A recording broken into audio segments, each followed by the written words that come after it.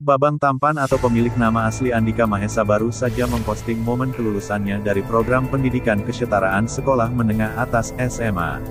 Andika akhirnya menyelesaikan sekolahnya setelah 3 tahun vakum dari Sekolah Kesetaraan Sekolah Menengah Pertama SMP di Lampung.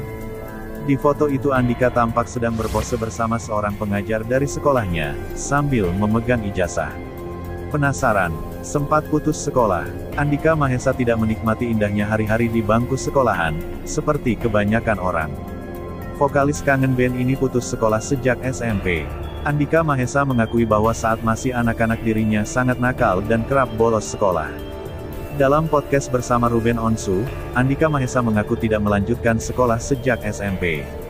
Bukan hanya karena perilakunya kerap bolos sekolah, tapi keadaan orang tua yang tidak mampu juga menguatkan Andika tidak melanjutkan pendidikan.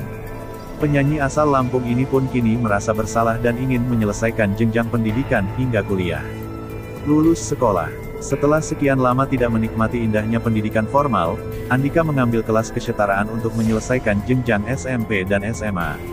Pada 2019 Andika berhasil lulus dan memiliki ijazah setingkat SMP dari Pusat Kegiatan Belajar Masyarakat PKBM Mutiara, Lampung.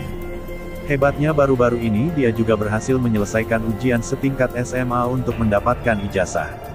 Andika dengan percaya diri memamerkan ijazah kelulusannya dari Pusat Kegiatan Belajar Masyarakat PKBM Mutiara, Lampung. Didampingi seorang pengajar yang mendidiknya selama PKBM, Andika memamerkan 9 foto kelulusannya.